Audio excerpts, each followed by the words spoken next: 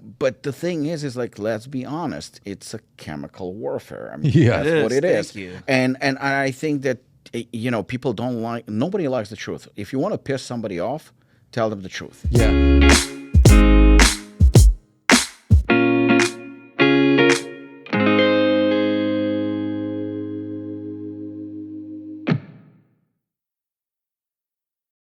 Good morning. Oh, not good morning. Whatever. What's up, guys? It's whatever time of the day you want. It's still morning. Yeah.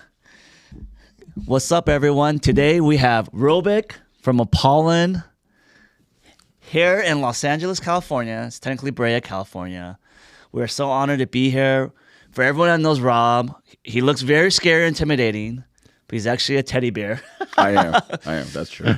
He has the Apollon Gym, which is about the OG gym you can do. Jamie and I got to work out there. I mean, the plates are heavy. They're a little rusty, which is The hardcore. it's the hardcore gym. The dudes there are yoked, right? So you're like, it is what bodybuilding is supposed to be, right? So Rob owns the Apollon Gym. He also owns the supplement brand Apollon. And we're here today to pick your brain and learn more about your life, because you have a very, very interesting, Colorful. colorful life, right? Yeah. So what made you open a gym? Because obviously you've been a gym goer your whole life. What made you say, man, I want my own space, and the birth of Apollon Gym? Well, actually, I didn't open it. I bought it. Okay. So So you were working out there? I was doing personal training there. So just kind of to backtrack a little bit, I was born in Ukraine, former Soviet Union. Then I moved to Israel when I was 13. Okay. Lived in Israel for a couple of years, like 4 or 5. Then we moved to South Africa. I lived there. I went to college in South Africa. Wow. And I came to United States at 22. It was 1997. And it just happened that my paperwork got, it's a long story, but it just got messed up. So long story short, I was illegal for about 5 years. Okay. Wow. Just doing... Where in the United York. States? In New York. In New okay. York. Yeah, you're Actually, blending in there. Yeah, you're no, blending I actually in. moved to Los Angeles first. It's only illegal if you get caught. Yeah, exactly. So I lived in Los Angeles for a little bit because I was supposed to be sponsored in Los Angeles, but like I said, things just didn't work out, and I had to move because I'm Jewish, and we have like a lot of family members in Brooklyn, New York. Yes. Obviously, it's a huge community, and so I thought it would be a little bit easier to be there. So I did like some odd jobs, like trucks and stuff like that, delivery. I worked for a Jewish... Beating up people for money. Almost. And then I worked for a Jewish company called Kedem. They do kosher wine. They Okay. Baron Herzog and Kedem. So I worked for them for a little bit. And that was pretty much it. So for about 5 years while I was waiting for a green card, I had to do like different jobs, odd jobs. And then I moved to New Jersey because my wife was studying to be a pharmacist. Okay. So we moved over there because her parents, her family, everybody was from there. And I stumbled on Apollon Gym, and I started doing like a little bit of a personal training on the side. At the gym? At the gym. Okay. So I was working for myself, technically, because I was paying rent. Yes. But at Apollon So you Gym. were already like fit and bodybuilding at an early age. I was not really, I was a fan of bodybuilding lifestyle, but I never had the genetics to go like very far. What was the lifestyle at least growing either in Ukraine or in Israel at the time? No, I was just a fat kid. So when you came to America, Me. there was I was just a fat kid. Okay. Yeah, just Did you have to do military service? No, no. We left Israel. I went to college before that. Oh, wow. I did sort of like a few months, but that was more like a volunteer. Okay. And but yeah, the story was I was just basically a fat kid that got humiliated by a girl. Oh man, that welcome the meme. Welcome to Apollon. The villain arc has started. The villain. That's how it starts. Went to the gym and Was that's this while pretty you're much working it. for the wine company? No. That was in Israel. I started working out when I was maybe 14, 15, but I really got into it, like, a lot of people know this about me, like, with Van Damme movies and all. Yeah. I got really into that you martial were arts. in Blood between sport. the two trucks, like this, in between the two trucks. Like really that, like the Volvo Yeah. commercial, yeah. Yeah, and that was pretty much it. Like I in Israel, I did boxing as a teenager, and I had 17 boxing matches when I was a teenager, and then I got kicked off the team. No. Too For vicious or what? discipline or For discipline. Okay. For discipline. Yeah, we had a competition that I had to attend, but I kind of like stayed behind with a girl. So the coach was very, very strict. Not the one that broke your heart, though. No. So you're training at Apollon. How does the opportunity come up to buy the gym? I walked in and I liked the gym so much I fell in love with it. Like I already knew the history that Rich Gaspari used to train there, and it actually as old as I am because it was established in 1975. So it had like I think like 2 owners, and the current owner at the time, I told him that I want to buy the gym. I didn't have any money. And I just thought it would be cool to offer him to buy the gym. He told me basically to go fuck myself, and I just stayed there for about a year or two, training people, paying him rent, and then he made a few bad deals. Ironically, actually, he started a supplement company Wow. and failed. Are you at liberty to share what that name of that supplement I company is? forgot, but he had only one product, South African Hoodia. So it was meant to be a disaster. Yeah. So he invested a lot of money into that, and he needed money to pay back, I guess, or what. Yeah, So he manufacturer or approached something. me. Yeah. Manufacturer or something. So he came to me, and he wanted to move.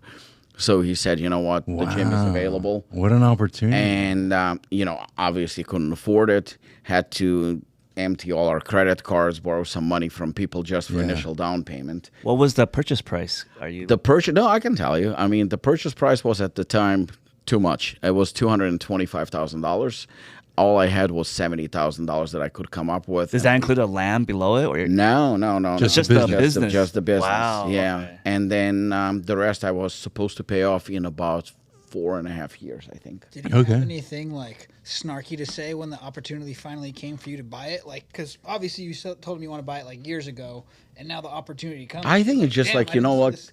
Typically, I'm not a big believer when it comes to faith and and destiny and stuff like that. But I guess in this case, it was kind of like meant to be. Yeah. Yeah, the year was made. Everything was perfect. Like yeah. I said, once I bought it, I regretted buying it probably within a month. Because I realized that I have to be there at 5 a.m. because I couldn't afford to pay anyone. So I had to be there at 5 a.m. and close at 11 p.m. Like, oh, shit. It became a job. You just bought a job. And I lived we moved, so I lived about 45 minutes away Oh, from it. man. So that was So you're leaving at 4 a.m. 4 a.m. 4 a.m. So like I said, I regret and it. getting home at midnight. Midnight. That's not sustainable. How long did you do this? Maybe 2 or 3 years. Wow. 2 or 3 Get years. out! You're At the telling time, me. did you have kids? Or I had a daughter, yeah. Oh, wow. Well, yeah, because my daughter was born in 2004 and I bought the gym in 2008. Okay. You're telling me you did 5 days of like 20-hour No, days? not 5, 7. 7 days. Well, weekend shorter hours, Yeah. but still, yeah. That explains the 600 That's milligrams so of caffeine hard. pre-workout. That's how you Dude, get I to it. used to manage a Bally Total Fitness, and then I sometimes would fall asleep and not get there on time. And when I would show up in the morning late, I just blame someone else. I'd be like, you know what? Someone didn't show up and they called me. I'll tell you. So the I look truth, like the hero. My only thing was about it, like I would open the gym and go to sleep. because it's a hardcore gym, and pretty much all the old timers used to come. They still come. They would come at 5 a.m. and it would be the same crew until about 7, 8 a.m. Yes. So I would just open the door and go and sleep in the car. Because they already knew what to do. I Yeah. trusted them. They could make their own shakes and They'll stuff. So I re-rack was their like, own I'm going weights. to sleep. Wait, you're telling me the patrons were just making their own Yeah. shakes? Because for those that don't know, Apollon has a protein smoothie bar in the gym itself. Hmm? And I think you were one of the first ones to pioneer. You could just buy a scoop of pre, Yeah, right? yeah. So you go in there and like what was it, like $3 for a scoop or something? Yeah. And then remember Dr. Jekyll and Mr. Hyde? I remember you guys I remember we had this conversation a few years ago. That was the one that started everything. Yeah. Yeah. We started Apollon Nutrition because of ProSubs. That was the main reason why we started it, because I remember they were the only company at the time with a caffeine amount of 419 milligram per serving. I don't know if it was high. I think it was high. Oh, yeah, high. So it was 419 milligram per serving, and obviously people that go to Apollon, they love that shit. But then they kind of like scaled down. They decided They're that more mainstream. they went more mainstream, and all of a sudden I started getting complaints that it's not as strong. It's not as strong. Opposite direction. You know, that's the opposite direction. I was like, guys, what the fuck do you want me to do? And we used to buy from Europa. So I think somebody introduced me to Mark Glazer. And we got to talk, and it just happened to be that I was into martial arts and Mark was into martial arts. You both in New Jersey. Both in New Jersey, literally 10, 15 minutes away from us. And we kind of hit it off. And Mark was manufacturing for other brands at the time. Yes. Not a lot, like only a few brands. And he probably regrets this now. But but he goes to me, he says, I'll make some of your products if you want to do it yourself. I was like, well, you know, I mean, we buy from Europa. We used to buy Gaspari, Muscle Milk, and something else. That's what I wanted to ask, because your idea wasn't to start the supplement brand. But when the idea clicked, was there certain brands that you're like, man, I've always wanted, if I was going to emulate someone, would be Gaspari? Not at all. Nobody. In fact, there was zero aspiration whatsoever to start a brand. The idea was, so the previous owner of Apollon Gym, he had some kind of a hookup where the water, you know, like regular water that you get in a bottle, the 500 milliliter. He used to have the 500 milliliter water with Apollon Gym on a bottle. I don't know who was making it for him. I have no idea. But it was like Apollon Gym. Like him the in label the back was. room with his own label. Yeah, probably something like, because it looked pretty ugly. But nobody gives a shit about it, but it does look cool. So basically, it was Mark Glazer to an extent. He goes to me, I can make for you whatever you want. And I was, okay, we're buying a lot from Europa on a weekly basis, and we're buying those. And once you see your manufacturing price and the margin, you're like, wait a minute. And at that time, I already was kind of connected to the bodybuilding world because I was judging shows. I was judging NPC shows since 2001 to 2009. So it was in the middle of me judging and promoting shows, and my wife was a state champion in bodybuilding. In New Jersey? In New Jersey, yeah. Marina was a state Perfect champion. Opportunity for you to be like, So I was like, okay, so we kind of connected to supplements. I know supplements, I know drugs, I know everything. You have a gym? I have a gym, so I was like, okay, Mark, so maybe you can make some products for me. And we figured out, because obviously he has to fucking blend everything. But the risk is so much lower because you're like, I know I could sell it here because I already selling stuff. That was the only place that You already have the outlet. I didn't want a website. I didn't want to sell outside. I didn't want to. It's zero aspiration. Didn't even fucking cross my mind. I looked at it as a bottle of water that you sell at the gym. So we talked, and I was like, Mark, I said, can you make me protein? Sure. Okay, and it was only 5-pound containers because only 5 pounds. Only 5 pounds. No, we didn't have 2 pounds because we were not selling it to anyone. It was, I mean, we were selling it to gym members if they wanted to buy. The rest was just for shakes. Oh, that's it. The smoothie bar. Yeah, it was just for the smoothie bar. So you're getting rid of a tub at a higher price per scoop. Yeah. And it's Apollon. Wow. So, and then I said to him, because ProSups was pretty much, you know, everybody was bitching about the fact that then we don't have a strong pre-workout.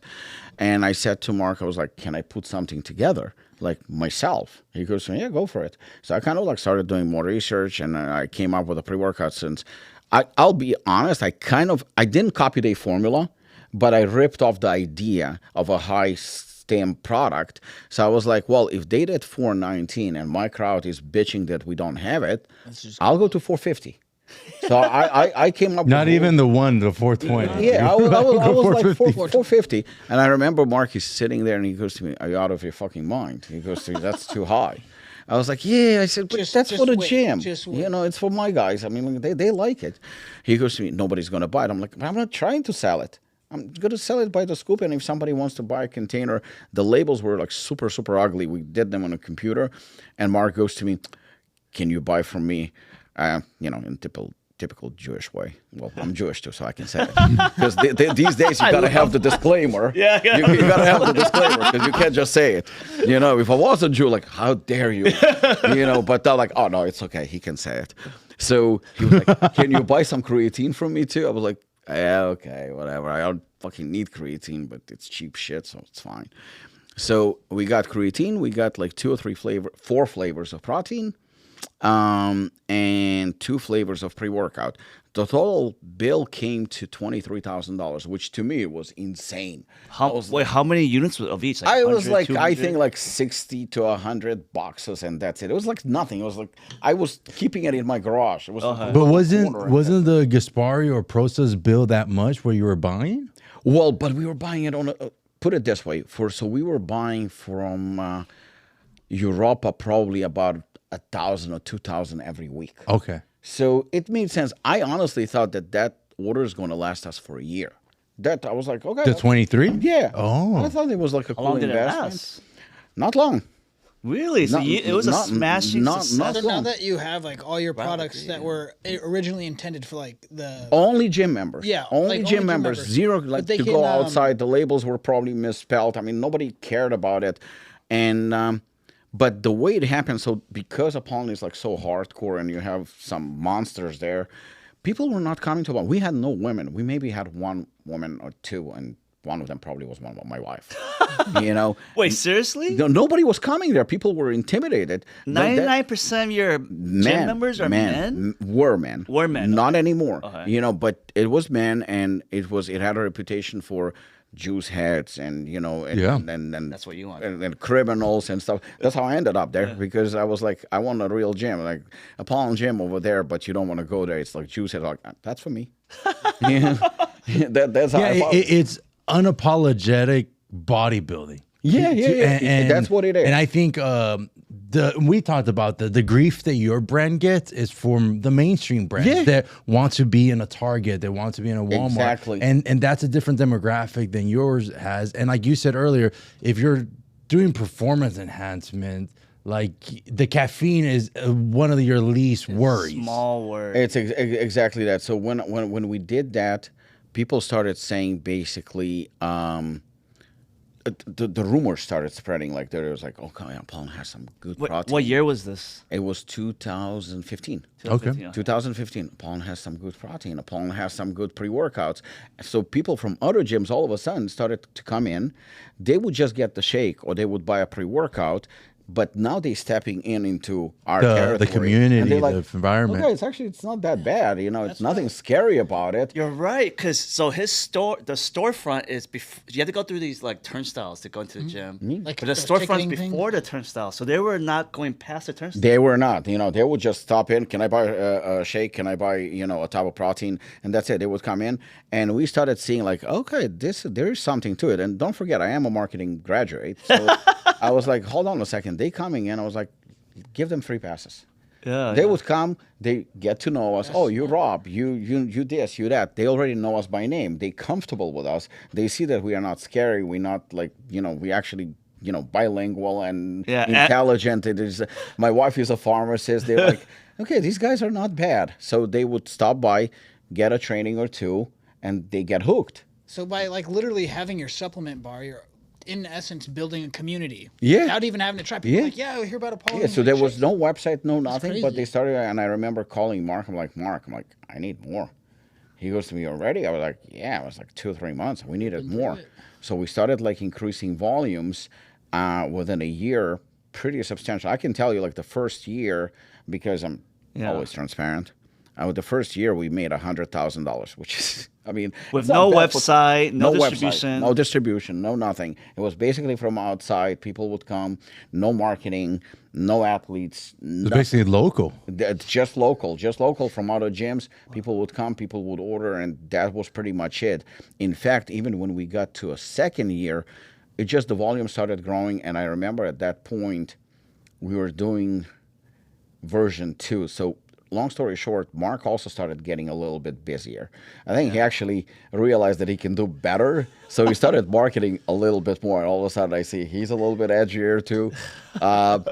And we basically decided, it was a mutual decision. It was like no drama whatsoever, that we're going to have to go to another manufacturer because, you know, it's... Your volume is growing. And at this time, he's also going more in-house. And we needed it a little bit faster, too, so there was a little bit of a pressure on that.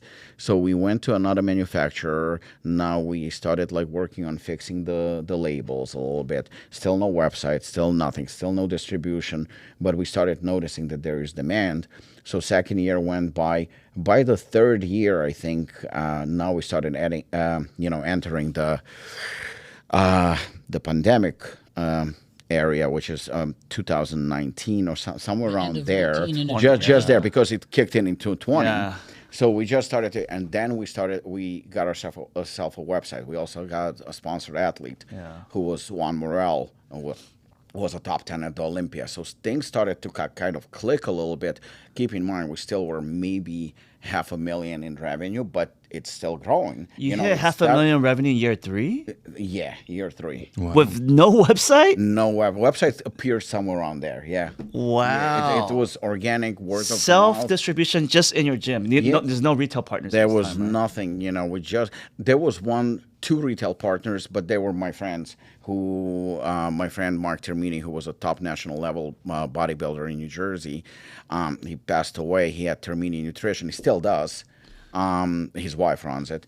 And he goes to me like, I think I want to start your products at my store. So that was our first account. But again, no sales reps, no nothing. He started carrying it, started talking about it a little bit.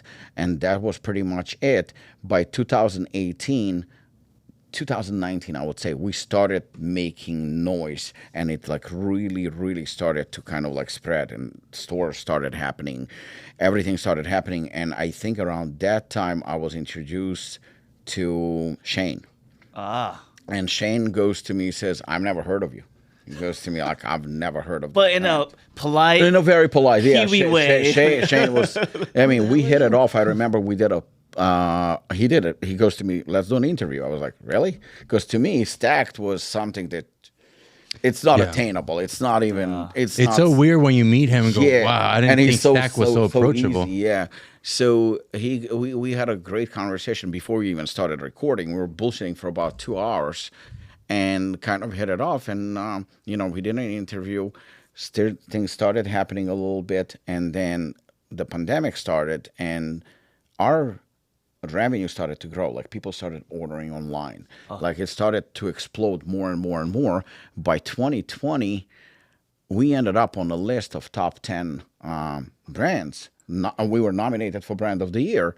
And I remember calling Shin. I was like, what the fuck? I was like, what are we doing on the list? He goes to me, why not? He goes, you did good volume, your formulas, the way you do things. I was like, really? So I started laughing. I was like, next thing you're going to tell me you can win Brand of the Year. He goes to me, you can. I was like, come on. Is Brand of the Year just his choice, or is it? It's only his choice. I mean, his wife contributes to it, but yeah, it's his choice. He nominates, but he does a great job in terms that he cannot be bought. That Shane is one of those guys that he watches, he pays attention, and then he makes, a decision who he's going to nominate. Sometimes he nominates 5 guys, sometimes 10, sometimes 15. I mean, it depends.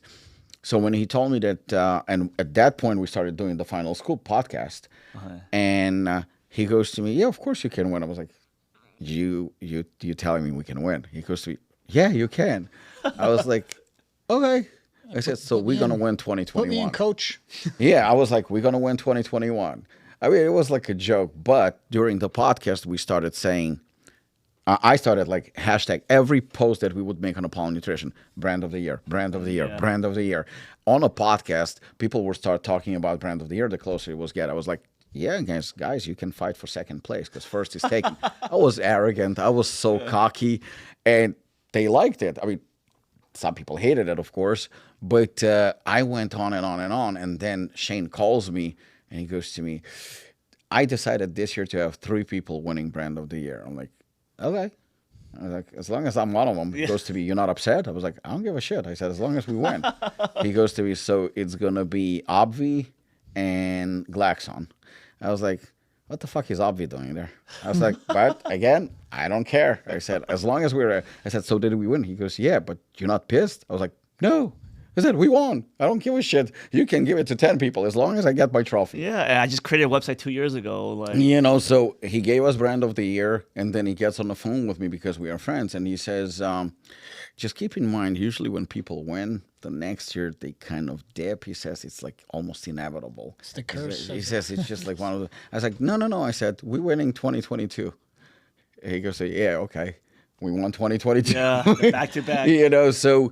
That's basically how it started, but I mean, of course, long story short, it's a lot of hard work, but and just no ass kissing or anything like that, but you guys helped us a lot. And I really, really appreciate it because, you know, without being a total asshole and, you know, throwing anyone under the bus, sometimes because you deal with a lot of big brands and smaller brands. I still consider Apollon a smaller brand. I never got a treatment from you that we are a small brand, not even once. I text Luis within like fucking 5-10 minutes. There is an answer already, and anything I need, it's done. So I think that kind of builds also that relationship, and I think that in my book that means a lot. Well, in this particular space, you don't know who's small anymore because it could be small 1 year and then And blow. And it happens. It happens all the time. We witnessed that many times. Plus, we just don't want to get our ass beat by you. So, I wanted to ask you, like, obviously you're successful, but at any point in time, like when you first purchased the gym, it sounded pretty brutal with the leaving at 11, getting home at midnight, and then having to wake up at 4 driving. Is there any point in time where you're like, man, I'm going to throw in the towel, or like what were some of the struggles of your journey? So 2009, actually before Apollon Nutrition, because you asked about Apollon Gym, in 2009, judging shows, prepping athletes, because I was doing contest preps as well. And not you personally, you're training. yeah, I was training athletes. I was doing the cycles, the meals, everything. That was my job. That's how I helped the gym survive, because I needed that money. But by 2009, I started seeing that I'm going crazy. Like the NPC, you know, obviously everybody knows about, and you know how straightforward I am. Like I don't tolerate bullshit. And started seeing things with placings, and I was like, why am I part of this? You know, for $50 I was getting paid as a judge to be there for Saturday, the entire Saturday. That's nothing. $50. I was like, I'm sacrificing time away from my friends, from my family on Saturday. You know, I'd rather watch the fights at night. So you have to be there like 7 a.m. and you leave like at 10 or 11 p.m. And they started adding all those divisions, you know, figure and bikini and whatnot. I was like, you know what? I'm done with this. So you're promoting a show for kind of 4, 5, 6 months. And at the end, you're walking away with like $2,000 or $3,000 because the sanction fee and all the other fees that you have to pay and all the bullshit. So in that same world, do you feel that the athletes are kind of not using their time so valuable? Because it seems like a lot of time they're beating up their body, they're competing for NPC for our obviously a dedicated hobby. But you know what, you just said it. I'm glad you said it, not me, because the thing is that, you know, I was criticized once for saying that bodybuilding is not a sport. And I doubled on that because it's a sport. It doesn't mean you're a participant. It's like, hey, we could throw around a football and we're playing a sport. We're not professional football players. It's more of a beauty pageant because you have a bunch of judges who are, it's very subjective. You know, I like bigger size. I like more conditioning. I like this.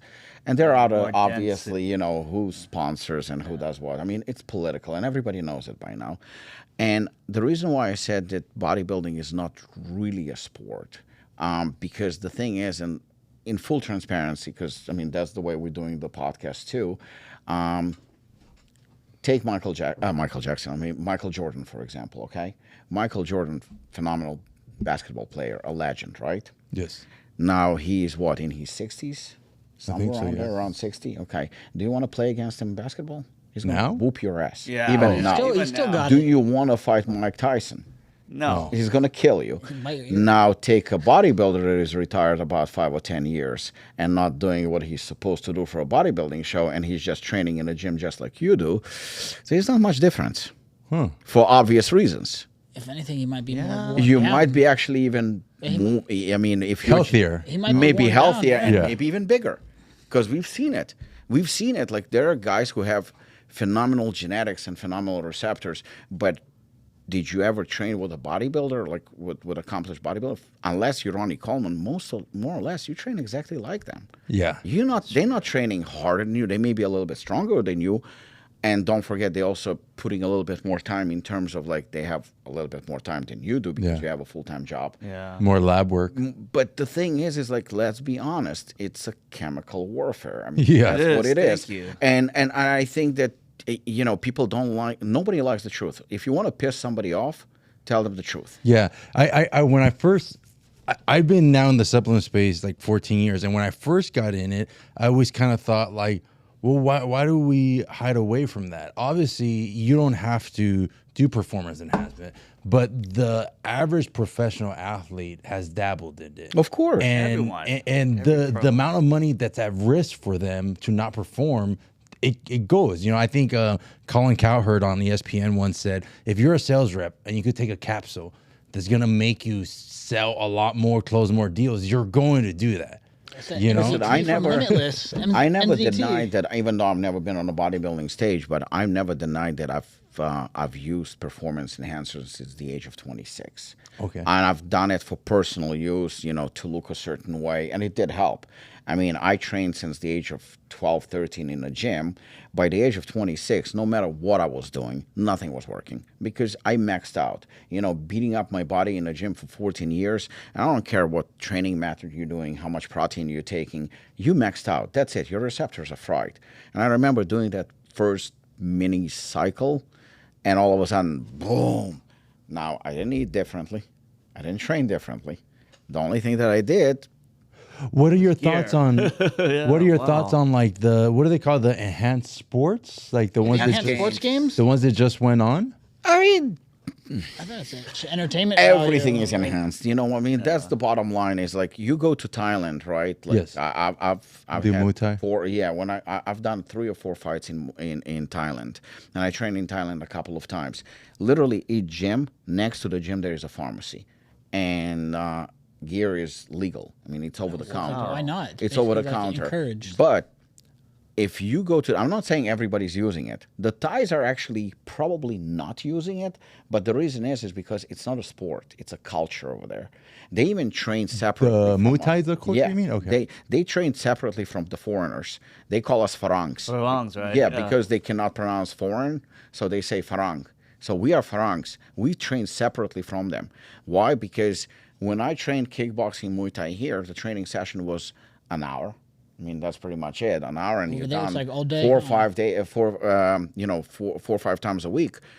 First time I fly to Thailand, and I'm like, I'm in shape. You know, I trained to be in shape for Thailand. Yeah, I'm good. You know what I mean? And considering, don't forget, I started Muay Thai at 36, pretty late. Whoa. I get to Thailand, first session, they tell me, okay, tomorrow 7:30 in the morning. I'm like, all right, I can do that. I go there at 7:30 in the morning. Okay, so we train 2.5 hours in a heat. And these guys are smoking cigarettes not too. California heat, Florida heat. Yeah. You know, and you training like that. You Towards went the too? end of the session, I went with my brother-in-law. I'm not even kidding. This is 100% true. I'm not proud of it. Maybe a little bit ashamed. I started crying. Like tears, crying. As a 36-year-old man. From what? The exhaustion? Because I realized that I suck. The feet? I suck. You know, I'm not even close to that level. Wow. You know, these guys are going for a 5-mile run before the training session. And then they warm up is 45 minutes. That's going warm to up. be like humility right there too. You're Yeah, like, damn, and then they're holding pads for you. Like in America, typically, like it's 2-3 minute round, and they give you a minute to rest. Over there, they're holding pads for you. You in a ring with 4 other people and 4 other coaches because they have coach for everyone. So there's 8 people in a small ring, and you slipping on everybody's sweat. You slipping, and the heat is in your face. And you're doing 5 rounds of 5 minutes with 45-second break. By the time you're done, you don't even know what your name is. Yeah. And then they put you on a bag, and you have to be on a bag for 5 minutes, 5 rounds with 45-second break, and they watching you. Like, are you moving? Because God forbid you stop moving. You have to move. That's why you need that senactiv. and then after that, if you still have something left in you, you're going to be sparring. So sparring is okay because they don't kick your ass. When they spar, they barely touch you, but still you have to move. The angles and everything, I mean, because they're moving. And it's another 5 rounds. Another 5 rounds. And when you're done, they start stretching and relaxing, which is they relaxing and still running around the gym. So it's 2.5 hours. It's over. You're walking. You're not walking. You're like, what the Somebody get me a wheelchair. and at the end, they say to you, see you at 4 p.m. What's that Oh. for? Oh, it's a 2 a Second day. session. Second session. Oh wow. So basically, you just have enough time to like fuel up, digest, and then So back you at it. train. But that was with the Thai or foreigners. That's No, it's foreigners. We train with them, but they laughing at us. Yeah. They're like, well, you want to train with us? Okay, you're gonna train with us, but this is how we train. Now let me ask you: the typical guy watching this podcast would think, oh yeah, but those guys can't hang it with me at Apollon Gym, right? How do you measure the thinking of, all right, I'm a bodybuilder, I'm strong, I'm big, and I could fight and kick ass? Like, you get what I mean? So the thing is like I'm gonna shit on my own product right now because this story everybody likes, and I've never done this interview, so I'm gonna share the story with you. I go to AK Thailand. This is my second or third trip. I'm bringing Hooligan with me. Okay. I'm like, cool, 600 milligrams of caffeine. I'm ready for this. And this is coming from somebody who is a trainer and who worked with some IFBB pros. So like, not realizing that I'm a fucking idiot. So I'm taking Hooligan. I feel like within 15, 20 minutes, it's coming. I feel the energy. Cool. The first round or two, I'm a ninja. Yeah, but you're so high And up. then all of a sudden, they go to clinch. Now, my arms are not that big, but compared to Thais, they're huge. Yeah. So we grab Full each of blood. other, and my pump Yeah. from all the citrulline and plus the caffeine, the energy, I'm high, and at the same time, everything is filled with blood. So I'm holding him to dear life, and I feel like my arms are falling. Like I have no control. Like they falling, I have nothing left because they so pumped up from holding him. Like imagine you're taking a dumbbell and you're just holding a dumbbell like that. Yeah. How long you're going to be able to do it? And then after that, your arm is gone. So I'm holding him. Like after the second round, I'm done. Like I'm done. He's beating the living crap out of me. Whoa. Like I can't move. So you would have been better off with no caffeine. With no caffeine and no citrulline. Those things are not good. That's where senactiv comes in handy. That's when senactiv comes in. That's the reason why I came up with Lionheart. I was like, and the bodybuilder's like, oh, there's no pump ingredient. Like, fuck pump. I don't need it. Just a little bit of caffeine. Endurance. And I just need the endurance. This is not a pre-workout for bodybuilders. Let me tell you something really funny. Speaking about combat sports and senactiv, it's how we kind of found senactiv. Our lab had made it and gave it to a Thai boxer. What was his name? I'm not. And he took the whole bottle instead of a serving, and he did not sit down for 12 rounds. That's tough work. And that's when we're like, wait, what? So when we're first promoting senactiv, we used to promote it at 200 milligrams as a combat level. Remember? Like high intensity endurance. Yeah, and we even made shots where 200 milligrams, and we know at 200 milligrams, it's a crazy endurance. That's the reason why, brands that like to put sometimes 25 milligrams or 50. Yeah. And I always say, and I don't remember, was it Shane or who was it? Somebody said to me, just shut the fuck up. I was like, but they underdosing. I said, that's not right. That's not enough. It's just not enough. Yeah. Like, so I used to do the Spartan races, and the best that I ever did, surprisingly, was on like 3.5 hours of sleep in between 2 days of raving. I did a 13-mile Spartan race, like 2 hours north of LA, and at 1,300 people, guess what I placed? Like 10, remember, right? Yeah, I placed 10. But this is before like I even like knew what senactiv was. And I think it'd be interesting, like if I like sign up for that. If we all go raving and then we test. Well, not necessarily. Or if you take senactiv, see how long you could rave. Like not even take a break, bro. Yeah, I think that'd be kind of cool though. Like jack me up on 200 milligrams of senactiv before the race more, and see dude. what I'm doing. When I went to the Arnold Classic, Like, it was 2 years ago, I think, you had bottles of senactiv. Yeah. I went to Lewis. I was like, I'm stealing all of them. He goes to me, you kidding me? I'm like, no. I said, so whatever was there on the counter, I took. Oh, we'll give you some. We have so much. I was like, I'm stealing this shit. So we used to ship like cases of those little shots to Dan at Ghost. He'll take it before his hockey games, and he's like, we're shipping it. And that's how you notice, like the Legend has 100 milligrams. 200 costs like prohibitive unless it's in a single serving. But you know what? It's worth it, and that's like right now. We're coming up with a new Hooligan in August. And it does still have like a lot of pump because that's the type of pre-workout it is. It has a lot of caffeine as usual. I mean, we changed the formula, but now this is this is Hooligan number 8, but it's the second consecutive version that we're doing with senactiv. and there is a difference. So the thing is that people do like it. I use senactiv right now. I don't even know how many formulations. Yeah, it's have no sometimes idea. hard for us to talk about it, but there's not a lot of compounds that you've worked with for so long. Yeah. You get what I mean? And for us, our ingredients, 17 we've years now. worked with that compound. Like, think about, like, if you know exactly how it's going to feel on you. Like, I know when I can take, I know when I've taken too much senactiv where I'm holding too much glycogen, and now I feel I need to do super long cardio just to deplete my glycogen, because you do store more glycogen when you're on senactiv. So For me, it's a staple right now, pretty much in almost every pre-workout that we have, just because of that performance. yeah, and Because- and it's hard for us to say. Sometimes it's hard for us to tell someone, "Oh, you should put senactiv and astragin in a pre-workout." I Because it seems understand. like we're being greedy, you know. But for me, it's pretty much like right now.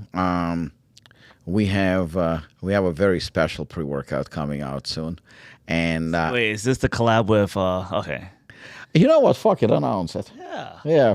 So we're doing a collab with Stacked awesome. and Lionheart. I'm not gonna say, because I just don't want to say it, that it's favorite pre-workout of Shane's, but it's definitely one of his favorites. So I'm not gonna be greedy and saying it like that. But he loves Lionheart. So we have. He hasn't done that often. He did that with Pharma Freak, which Yeah, was and this is a second with us. Yeah. This and He's again gotta be very Lionheart. selective But still, this obviously, time, there's something yeah, there. this time around, when we talked, I was like, "So you want to do Hooligan? You want to do?" He goes, "No, Lionheart." I was like, "Okay, but let's spice it up," because last time when we did it was about 2 or 3 years ago.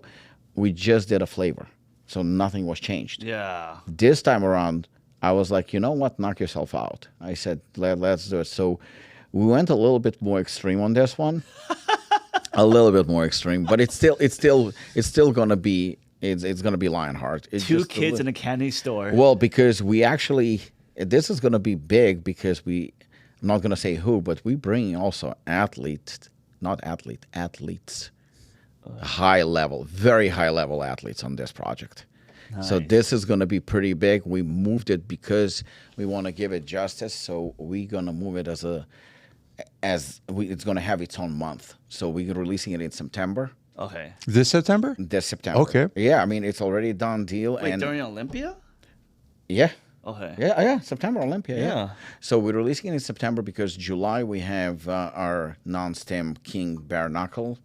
August we have Hooligan, and September we're gonna have Lionheart Special Edition with Shane. And that one is gonna have, obviously it's gonna have senactiv in it, and Luis and Richard, thank you so much, because you guys went out of your way, and we're gonna have one more ingredient that we've never done Yeah, before. yeah. You can say it. You to can be say it. announced in September. I mean, we got a free. Jamie and I got a free gym session, so that was worth at least $100. Wait, I want to revisit an old thread. So year 3, you're doing $500,000 in supplement sales, 99% within your own gym. Because because there's so many independent gym owners out there, so I want to provide some information for them out there. You're probably doing between 500 to $1 million in membership dues, right? And ancillary smoothie shop sales and stuff like that. So theoretically, if you build a very, very loyal membership base, and you build a really good in-house supplement brand, you could do well with no distribution whatsoever, right? Yes, absolutely. Because the key is, and we don't have distribution. We're doing everything ourselves. And just to emphasize, because I keep saying that we're a smaller brand, but the thing is that small brand being 5 years in a row nominated for Brand of the Year and winning record 3, and being now in Europe. And I mean, 3 days ago Now I you came have from Prague. distribution. I came from Prague. So we are in Europe, we are in Australia, we are expanding more and more and more. Still small brands, still technically ran under 10 people. That's it. But we do have athletes of extremely high caliber. Yeah. And I think that what you mentioned right now, what you pointed out, you nailed it. The problem is, I mean, we've seen people that are doing like products from the gym. We are not the innovator here. Yeah. But the main problem is, and this is, I can't consider myself now sort of an expert in the field because I've been doing it now for 11 years. So I know a thing or two. But the problem is exactly what you just pointed out. They copy each other. They copy each other. They rip each other off. We've seen companies that try to be, I used to get pissed. Yeah. They try to be like Apollon, and I remember calling Shane. I was like, "What the fuck? What the fuck? What the fuck?" He goes to me, "Relax." He says, "They're not Apollon." They're not Apollon, He says, right? Yeah. Let them do it." He says, "Use it. Be flattered about it. That's cool." And we've seen people ripping off NutraBio, and we've seen people ripping off Ghost a few times. The problem is that they afraid to do it. Like when we had 450 milligram of caffeine, the next thing with Hooligan, I did 6. So when Assassin has 600 too. it has 600, and I remember Ryan, fitness informant, kind of went crazy on my ass, saying that I'm going to kill people, and Apollon is this and Apollon is that, and Price Plow at the time too. I just was like, basically, I kind of like went to war with them. What do you feel? I said, be yourself. Just be you. So many brands talk to me about this, about media, right? And sometimes they feel that there's pressure in the formulas because of what other parties are going to say, right? I think one of your benefits is if you've said, fuck it, I'm going to do what I want to do, right? Seriously. Whether a brand approves of it or not, whether a channel approves of it or not, right? But a lot of brands are kind of in that space where they're scared, like to say, do what they want to do, or they're afraid to push the wrong buttons, right? yes, that's Because a the really thing good way to is say it. that, you know what, I will be lying if I said it didn't bother me, the criticism.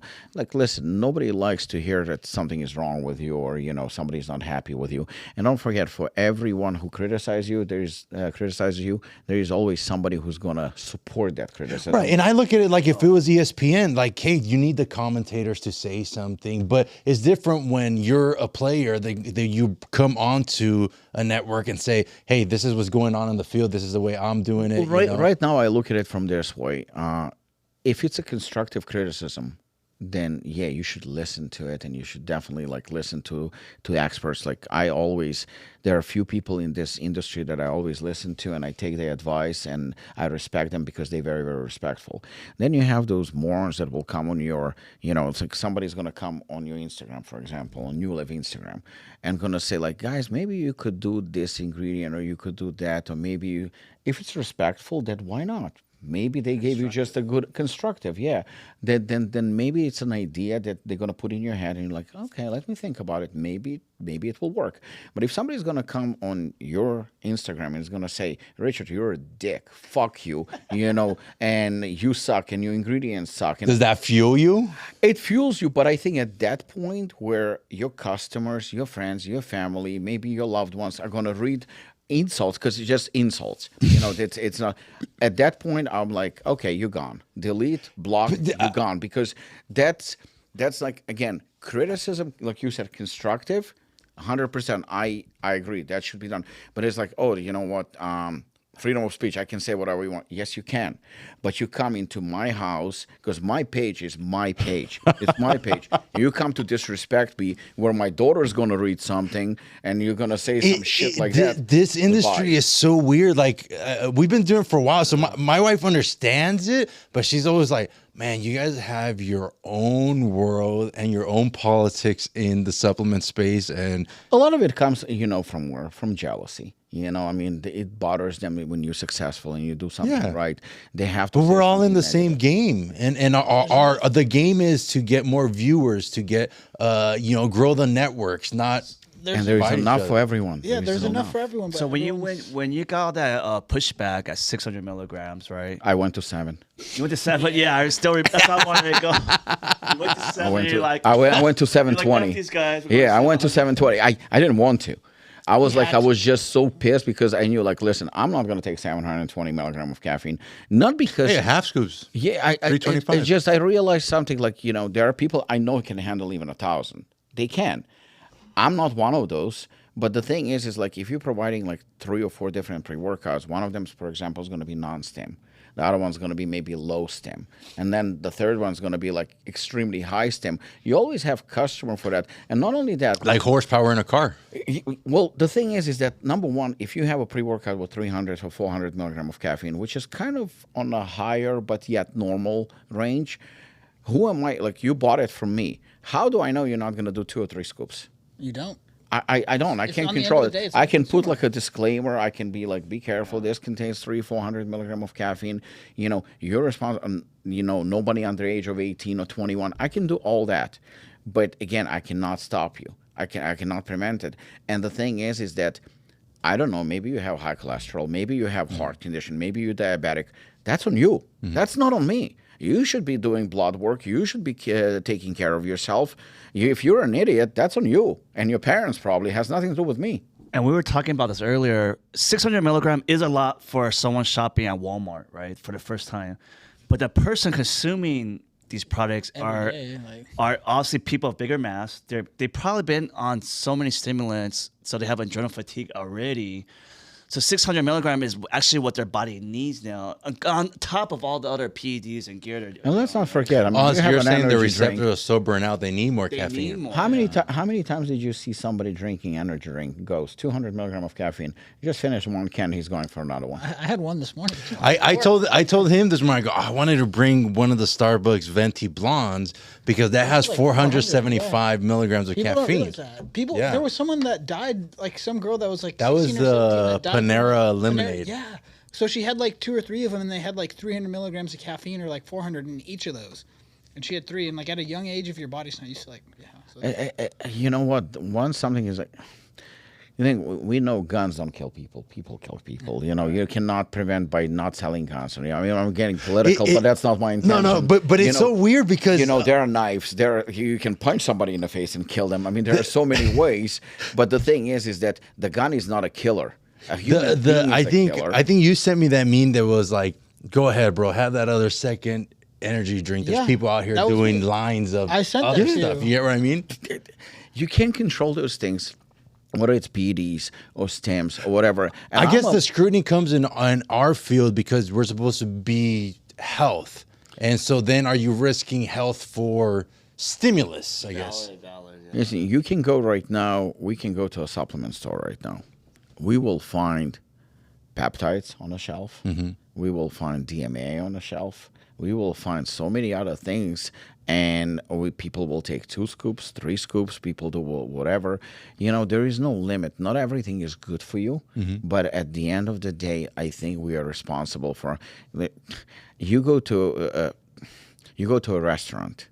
You're gonna order what you can have, what your body allows you, what your health allows you. You know, you should know I see what these you mean. things. I see what you mean. Like You if should know. if you have high should know about it. cholesterol and you go in there and order the big old porterhouse, But that's you're for you. yeah. You know, I know that I always laugh at this because in some states, I don't know if California has it or not, but in some states, the waiter will come to the table. Any allergies? Yes, I do. So what? You know, like, well, what the fuck are you gonna do about it? You know, why are you asking me that question? Have you ever been here? I'm here. Yeah, Just give me my food. I Like, think you know, one it of just the- makes no sense. one of the advantages I think that you have is you're not trying to please anybody. You were basically doing this for yourself. Whereas all I the tried to please. It backfired. Wait, what? Can you elaborate more? Well, the thing is that once we did the whole brand of the year, 2001, 2021, 2022, Now you feel you have an I remember I audience. was like, okay, we got this. You know, maybe I went too far. Maybe Too you know, far where? Where I called some people out, Okay. maybe where I insulted people, maybe I came off a little bit too strong, too arrogant. Maybe our products, let's scale down a little bit. Let's be nicer. Maybe let's kind of like almost like a rebrand. And I think maybe it was Shane, but because somebody goes to me and goes, "Why the fuck are you?" Yeah, doing this? Like, what are you doing? it's almost You're like taking cheating on your what on your followers, audience on wants. your Yes, audience. taking away from them. You yes. know, like what the fuck, you know? I just talked to somebody a few days ago about Sylvester Stallone, right? So everybody knows Rambo, everybody knows Rocky. Have you, any of you, seen the film Oscar? No. no. See, that's my point exactly. He has done a phenomenal comedy called Oscar Never saw it. many years ago, maybe 20 or 30 years ago. Hysterical. Like, you laugh from the beginning to the end. It has Marissa Tomei in it. It's funny as hell. Bombed. You know why? It wasn't his Because core audience. It's yeah. not his core People are audience. expecting Even Rambo. in that movie, it's based on a French movie, Oscar, where the main character, Oscar, is played by this guy who is like fucking 4'11", bald and like skinny, and he's funny. He's hysterical. And Sylvester Stallone is taking that role of that guy, Polar and opposite, polar opposite, and he looks good. But even when he puts a suit, I mean, that chest and muscles, because he was in his 40s, he looked phenomenal, phenomenal. And you just look at him; he's funny. He's not a bad actor. He's actually a pretty good actor. Yo, But Adrian! you're just not buying it. You're not buying it. Stay in your own lane, do your own thing. Yeah, Apollon is Apollon. Apollon will never be Ghost, and I love Ghost. Yeah. But we will never be Ghost. The moment we try to be Ghost and we try to be a little bit more mainstream, that's it. Our audience will leave us. And plus, being a smaller company, we can't allow ourselves to do that. Right. Because we have, and again, I'll say it. We have Apollon Gym Classic pre-workout, right? Exactly. This is our least popular pre-workout. It sells good, but it cannot compete with Hooligan. people go for the extreme. And when you look at the formula, when it comes to $30 pre-workout, I will go ahead and say nothing compares to this. NutriBar is probably close second, in that space of $30 pre-workout that is C4. loaded like this. We blowing away C4, Radcon, everybody, but we can't even come close. Why? And it tastes phenomenal too. The formula is great, but it doesn't come close to Hooligan and Assassin. Why? Because our audience, they want Hooligan and Assassin. There is a different audience for this. So they will buy it. It's doing okay, but I would be lying if I said It's that the this gateway is our pre-workout. That's your gateway pre-workout to the higher stuff. So going back on this, if Apollon stays true to its roots, because right now you're not in mass retail yet, right? No. I mean, no, not like that. So you're free as a brand to do whatever the hell you want, to be honest, right? But at some point, if you keep growing, does that conversation change? It's Apollon Light. Apollon Light. You know what? Yeah, Apollon Light. That's the problem. Like, so we had a conversation How do you right avoid now. diluting the brand, right, or diminishing We the brand? we just had a conversation with our guy from Switzerland, and he goes to me, "Oh, a new Hooligan is coming." So they bringing some of the Hooligan, but it's not officially, obviously, to Europe. So they selling it. It's okay, but it's not compliant. It's Right. not compliant. So he goes to me, well, since we are expanding and Apollon is growing in Europe more and more and more, we're going to have to do a Hooligan European version. I was like, oh, okay, let's look into it. And then we looked into it. The caffeine content can't be that high. 135 or something. Alpha GPC is not allowed. No. Senactiv in some places are also like yes or no. I mean, it depends. And then you have other ingredients. Taurine is a question mark. Then agmatine is also a question mark. I'm like, okay, what if? Well, we don't have agmatine in Hooligan, but you get the point. It's not Hooligan anymore. It's Now something we're totally removing different. 4 or 5 ingredients. The problem is that the brand is so popular and so hot right now that people in Europe do know the formulation. And then you go like, what the fuck is this? I don't want this shit. This is crap. Yeah. Even though if it's going to... So I said to him, you know what? If you want something compliant in Europe, we'll do a separate pre-workout.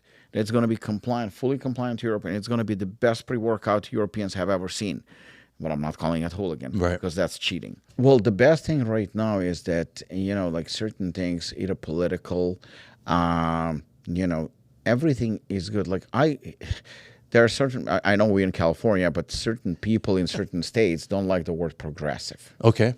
But there is nothing wrong with the word progressive. Progress is good. Progress is good. But the progress it depends in which direction are we going. So to me, like number one question today is, what are you, a Republican or a Democrat? And I always say, I'm neither.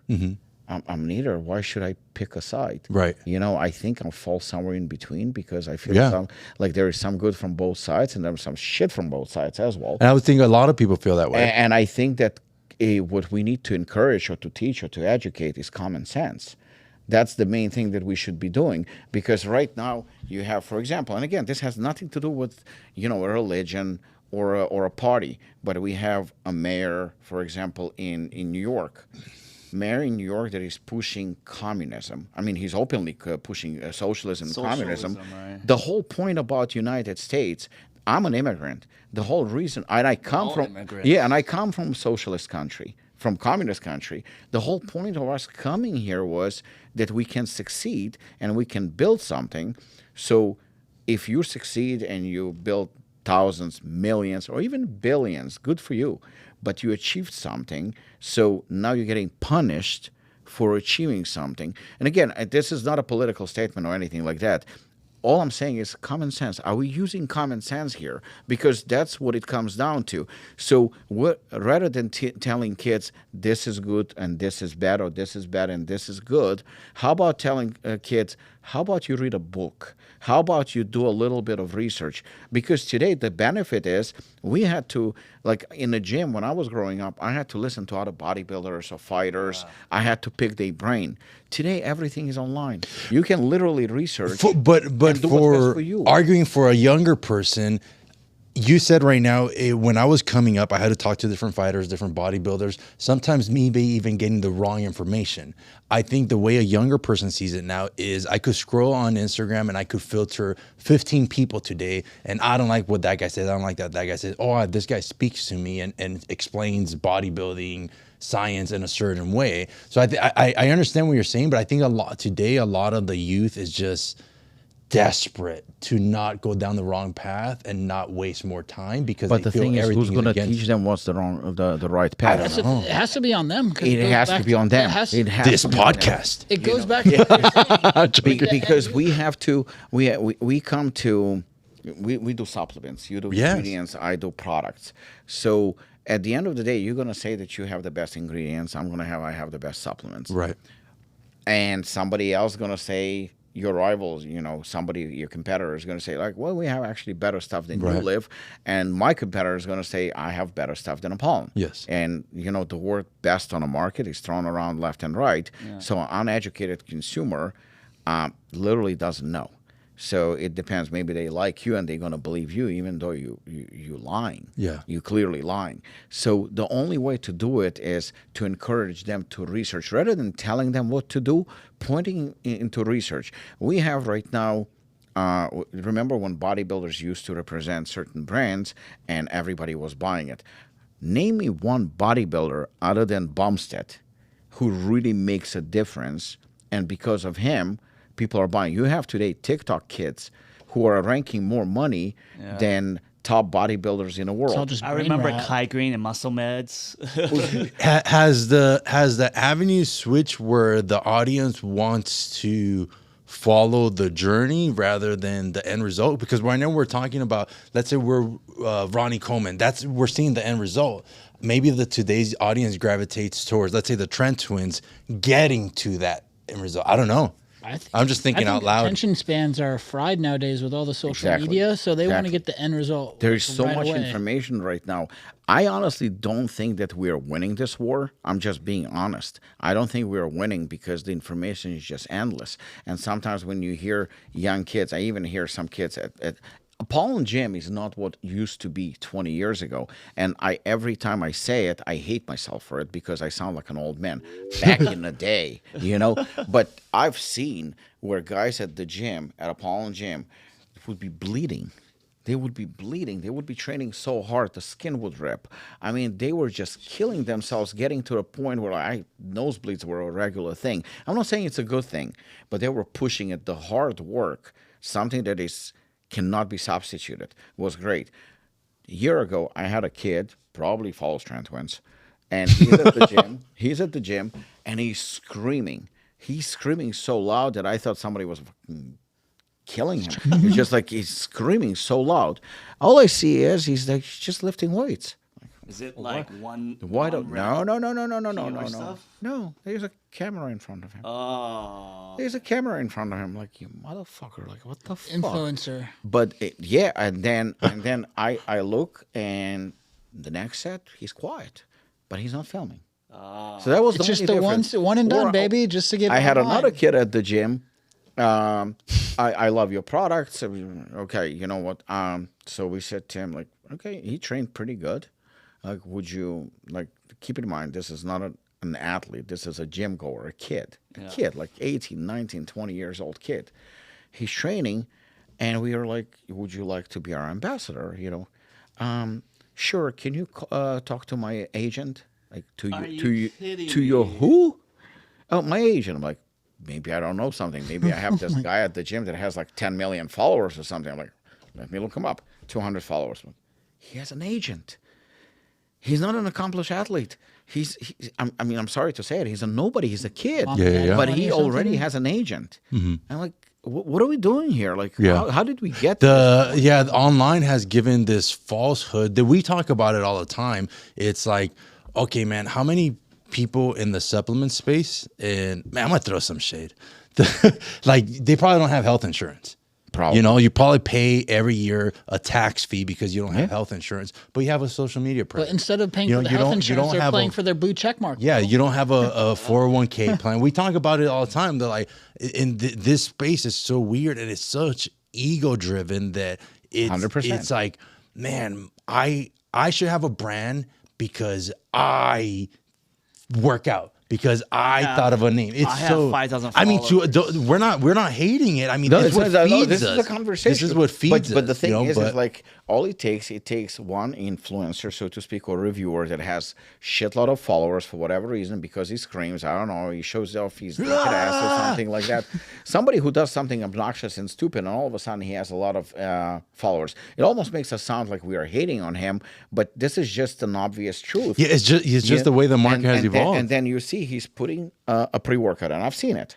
He puts a pre-workout. This is the best thing on the market. This shit slaps. I'm like, okay, all right, that's On God, straight bussin'. It's so funny hearing you but say it. and then you look at the formula because you want to see like what the fuck is in it. What's you know? slapping? What is Average- slapping? Like average what is so formula. good about it? And then you see like, okay, S7, Not even clinically dosed. and then Norvalin. I'm like, okay, but it does have some caffeine and it has some DMHA, which is technically gray area, and that's about it. So as a pre-workout, none of the good ingredients that cost $2 or $3 or $4 per container, none of them are present.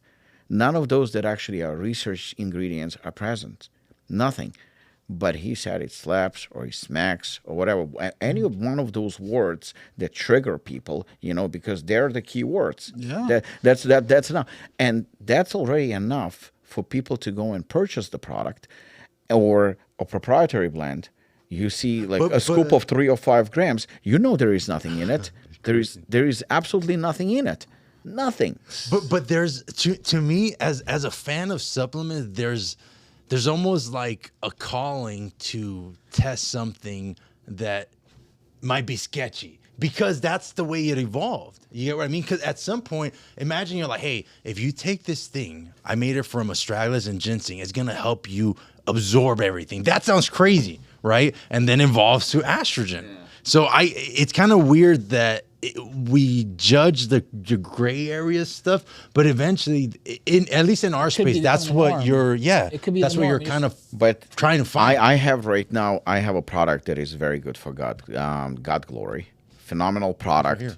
It's great. So when I was formulating it, Luis actually got in touch with me, and I was telling him that I'm going to use estrogen. He goes to me, we just have, stuff to back it up that 100 milligram is going to work great. I was like, send it to me. Now he sends it to me. It's quite a bit to read, but it's there. Mm-hmm. It's there. There is evidence. Now, let me ask you, do you think an 18, 19, 20, 25-year-old guy is going to be reading it? Probably not. 1 in 1,000. If you tell him it slaps. But if you tell him it slaps, that's it. That's one. And estrogen is going to be there. Estrogen is going to be there, and he doesn't even know what it does. He doesn't know that of all the slapping ingredients, that's the only one that is actually legit. Because how much does coffee cost? How much alpha yaw cost? I mean, they don't cost much, but you will feel them. You will feel them. But estrogen, senactiv, or ingredients, or vasodrive, those are legit ingredients that actually work, and yet they're not present there for simple reason. Because they cost more money. But they cost more money also for a reason, because they work. They work, or there is something that will back up the claims why they work. There's going to be an explanation. Because today you can have a reviewer, and this is something that I've been fighting for quite some time, a reviewer who's going to be screaming, this is 10 times more anabolic. This is 100 times more pump. And what the fuck is it? Yeah. Who checks it? Who believes it? I mean, technically, you're lying. You're openly lying to people. You're misleading them. And nobody says anything. Nobody says anything. You know how many times when I call them out, I get a DM. bro, you're right. I know this. I know, I'm with you. but And then you see the same. I very need same the money. person. I need the money. And then the very same person makes a comment and says, "Great product." I'm like, you just DM'd me saying that it's shit. You're a grown-up man with kids, with wife, with family. You gotta maintain You know, that influencer you're about 40 years Dude, we old. have this conversation And you're all the lying, time. like you openly lying to people that follow you. You know, I'm the one who went on a podcast and said, if you're a fighter, hooligan sucks. Don't take it. I said it. You know, everybody, oh, you're shitting on your own product. I'm like, no, I'm No, I'm being honest and I said, I'm being categorizing it. honest because somebody's going to buy it and they're going to say, like, hold on a second, the pump and so much caffeine, I can breathe, you know, after Yeah. 2 or 3 No, months. I have something for your sport. I have something for your sport. Don't buy this product. It's not good for you. The really cool part is it's spoken from hard-earned experience when you were in the Muay Thai clinch, whatever it was, the over-under clinch, and then your arms gave out. I'll never forget right? that experience. Yeah. I'll never forget that experience. On the opposite end, if you have a buddy where like, hey, I haven't worked out in a while, I want to get a good pump, and you're like, cool, we're gonna take this hula again, we're gonna lift a little bit and get a good pump, then go to the beach, whatever, you know. You know what? I think that, like I said, I think that this battle cannot be won because, again, people want something like perfect example, just perfect. Let's be honest. Everybody knows Nick Walker. Everybody knows Nick Walker. How many company has Nick Walker been with? I've actually worked out next to him at Dragon's Lair. That dude has a huge back, like giant, the biggest back I've ever seen in real life. He's thick, so He's thick, but he's yelling, pushing, and then. But then he doesn't have his weights are not crazy. I would expect it to be like 200-pound dumbbell. He trains good. He trains good. He definitely like, you know, the perfect form and I'll give him all that. He has the genetics, you know, as a body, his physique is not my favorite physique. I like a little bit more symmetry. I like a little bit more flow. I like a little bit more balance. He's a freak, and I know there is a demand for freaks. But I know where you're going. We've been with so many different companies already. He's been, just that I know of, he's been with Condemned Labs. He left Condemned Labs. He's been twice now with Raw Nutrition. I think he's been twice with HD. And he's been with Hostile. And now he is with Morphogen. Allegedly, he is a clone or something like that. I don't know the details. But we are talking in the last 5 or 6 years, 5 or 6 companies. Take Derek. Derek is a current Mr. Olympia, right? He's been with Animal. Then for 1 year, he's been with Evogen. Then for 1 year, he's been with Jocko. And then now he is with Dragon Pharma. Now, let me ask you something. You are a fan. And Derek says, like, Dragon is the best on the market. Go back, because he just said the same about Jocko. Go back. He just said the same about Evogen. So you are a fan of somebody who is a liar. Now, I know it's business. I totally understand that it's business. Yeah.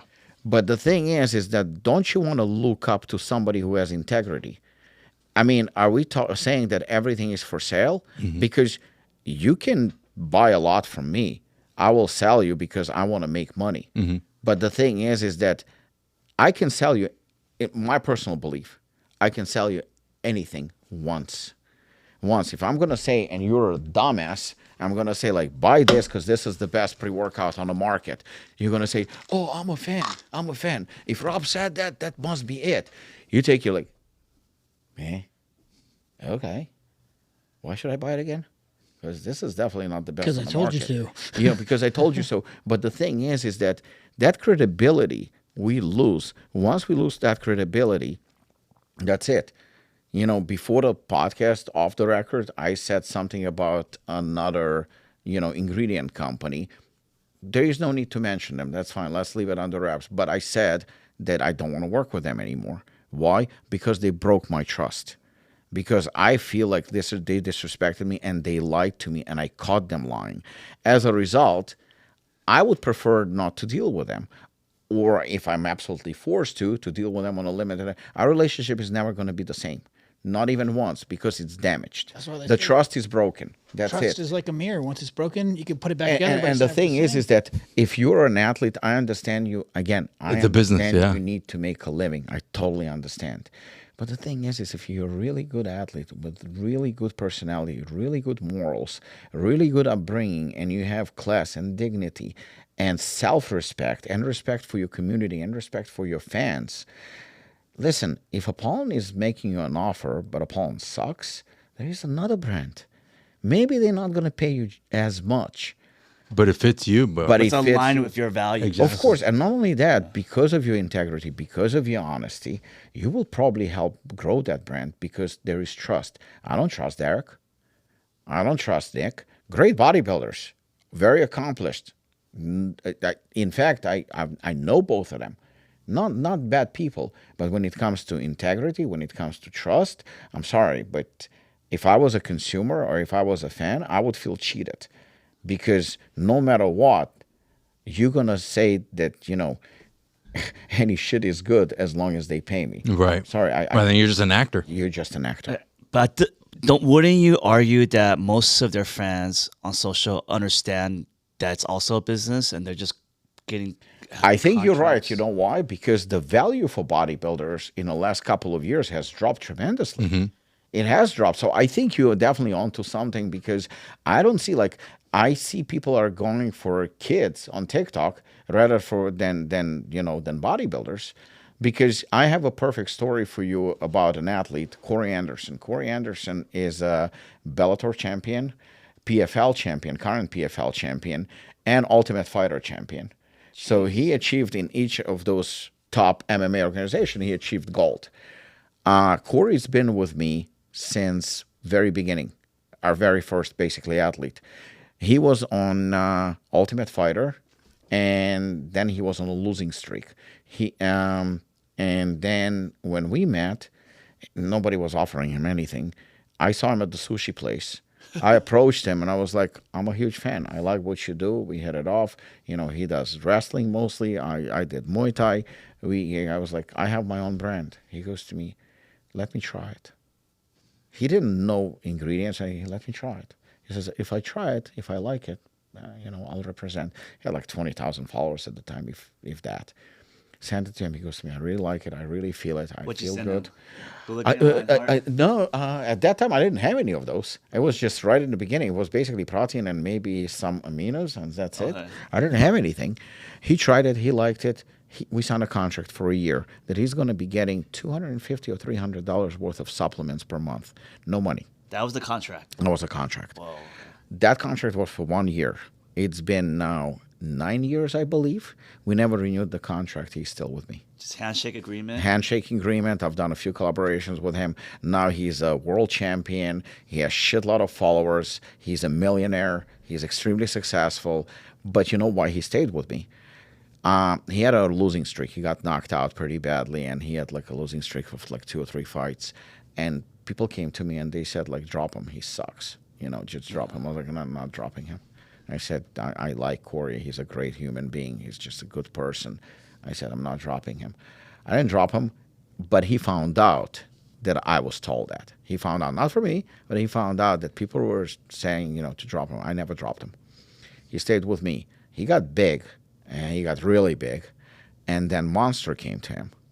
First, one supplement company, he turned them down. Monster, the energy drink, yeah. Holy crap. So they came to him, and they said, like, we want to sign you because he's a big name now.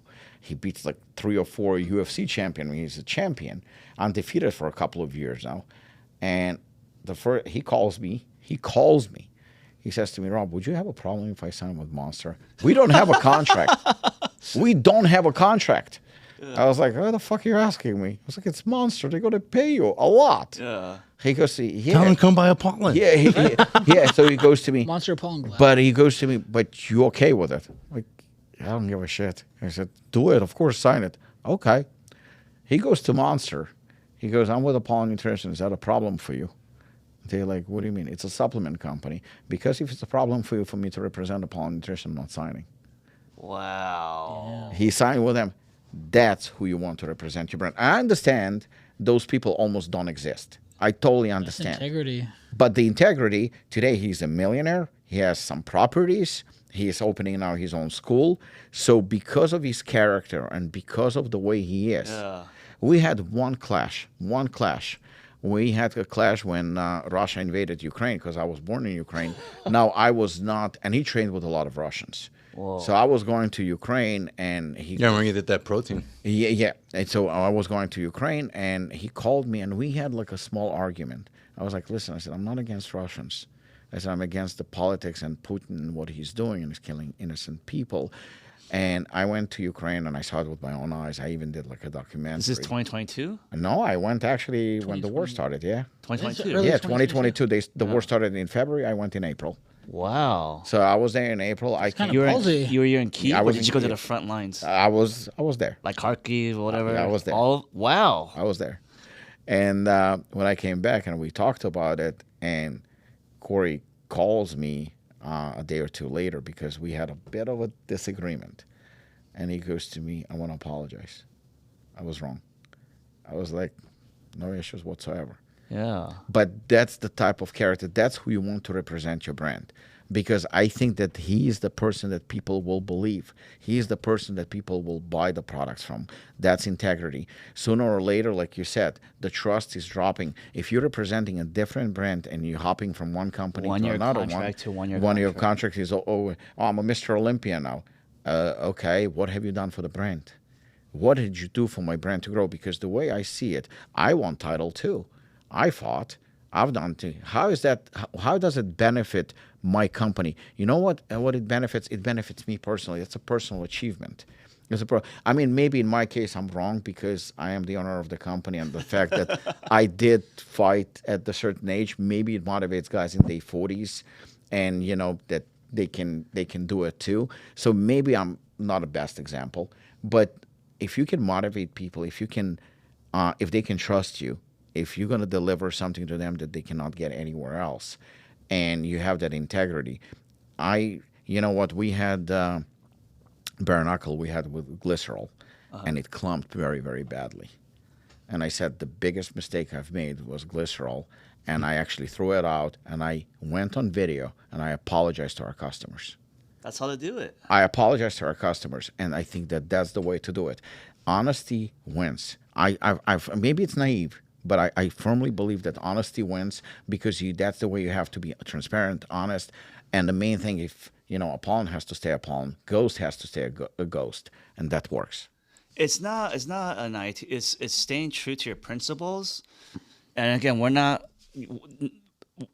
we're as two. You know, I'm a partial business owner. As business owners, we're not looking at it for a win today or tomorrow. We're looking at the sustainability.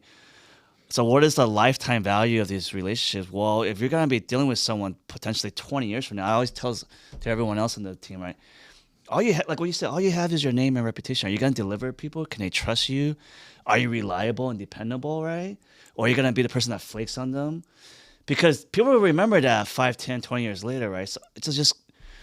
So I think the way you're approaching Apollon, right? So you're building really killer formulas. They're not for everyone. No. But they're for your audience, and you stay true to that audience. And from a pure, I hate to say this part, but from a pure business perspective, the nickel and dimes, your lifetime value of your customer is they're gonna be buying thousands of dollars over the next 10 years. They're gonna be on their 18th order, and that's way more important than trying to appease or try to get that one-time customer. Like, okay, cool. It was cool and trending on TikTok for 1 minute, and now it's not. You have your audience, you built it, and then they keep coming back to you, and that's why you stay. Yeah, okay, fine. I'm gonna call out, or I'm gonna apologize for the glycerol clumping, but it is an issue. The glycerol did. It fuck up the product, and you cannot deny it. I mean, if you look right now, I mean, how often do you see Optimum Nutrition advertising or doing something like, you know, in our space? I don't give a shit. Are they the best on the market? No, they're not. But they are one of the biggest. But They just have the name. But they are the biggest. They are the biggest. There is nobody who can touch their protein. They are the biggest, and the reason is because they're not targeting bodybuilders. They're not targeting athletes. Athletes, bodybuilders, that's a small little fraction. Yeah. It's very, very small. But go to Costco. Go to Walmart. Yeah. Go overseas. in Russia, when I came to Russia before Only the war, Optimum. Optimum Nutrition was there for $100. They were selling Optimum Nutrition back then. Now it's probably even more expensive. And you know what Russians said to me? Apollon, no, Optimum is the best. Wow. They believe they build that trust. They build that market that to them Optimum Nutrition doesn't give a shit about pollen. They don't give a shit about Ghost. They don't give a shit about anyone. It's the same thing as like Ghost. I think Ghost energy drinks, what they've done is phenomenal. It's phenomenal, but they are nowhere near Red Bull, which I don't even like. Yeah. They Or nowhere Monster. near, or Monster. They not even close. Like, it's like when Ronnie Coleman competed, everybody was competing for a second place. I think everybody's competing for a second place because number 1 and number 2 are firmly taken in energy drinks and they're not going away. Red Bull, you can make, and I hear, Red Bull sucks. It's disgusting. It doesn't taste good. Maybe. Yeah. Look at a Friday night, any major city Friday night. At this point, it's just like they did culture. really good with making it like the perfect beverage to pair with your cocktail, or like all the Yeah. Red Bull vodka. Like, Nobody that's can crazy. beat them. And like I said, and that's considering that Ghost did something phenomenal. Gorilla Mind tried to go in footsteps of Ghost, not quite, even though the energy drinks are good, but not quite. But like I said, in our space, Ghost is probably the best, most popular without a doubt. But in terms of energy drinks, touching Red Bull.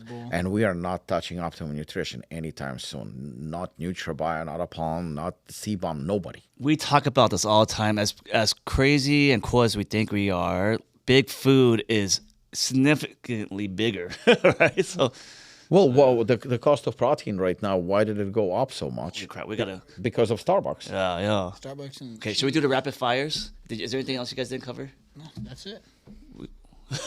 the brisket's getting cold. Fine. Well, you want to talk about the hardcore gym culture and It's up to we're more getting your opinion on Yeah, go like ahead, the go ahead, anything. I mean, peptides, HGH. Go for it. can I say this?